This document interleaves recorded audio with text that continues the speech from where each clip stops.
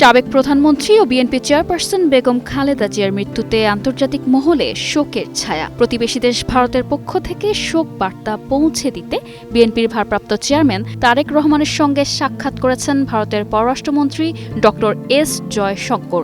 একই সঙ্গে জানাজায় অংশ নিতে ঢাকায় এসে তারেক রহমানের সঙ্গে সহমর্মিতা জানিয়েছেন পাকিস্তানের জাতীয় পরিষদের স্পিকার সর্দার আয়াজ সাদিক। বিএনপির ভারপ্রাপ্ত চেয়ারম্যান তারেক রহমানের সঙ্গে সাক্ষাৎ করে তার হাতে শোক বার্তা হস্তান্তর করেন ভারতের পররাষ্ট্রমন্ত্রী ডক্টর এস জয়শঙ্কর। বুধবার দুপুরে জাতীয় সংসদ ভবনে তারেক রহমানের সঙ্গে সাক্ষাৎ করে তার হাতে শোক বার্তা হস্তান্তর করেন তিনি। বিএনপি মিডিয়া সেল থেকে এ তথ্য জানানো হয়েছে।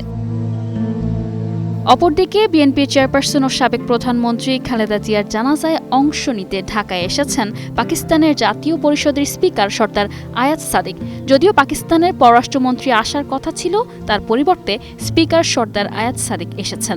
বুধবার দুপুরে জাতীয় সংসদ ভবনে বিএনপির ভারপ্রাপ্ত চেয়ারম্যান জননেতা তারেক রহমানের সঙ্গে সাক্ষাৎ করে সহমর্মিতা জানান তিনি।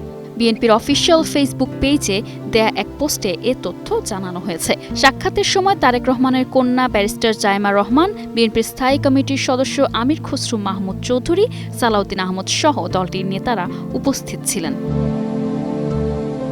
বেগম খালেদা জিয়ার মৃত্যুতে দেশ বিদেশ থেকে শোক ও সহমর্মিতা জানানো অব্যাহত রয়েছে। রাজনৈতিক বিভেদ ভুলে এই শোকের মুহূর্তে আন্তর্জাতিক অঙ্গন থেকেও সম্মান ও শ্রদ্ধা জানানোয় তার দীর্ঘ রাজনৈতিক জীবনের গুরুত্বই আরও একবার তুলে ধরেছে।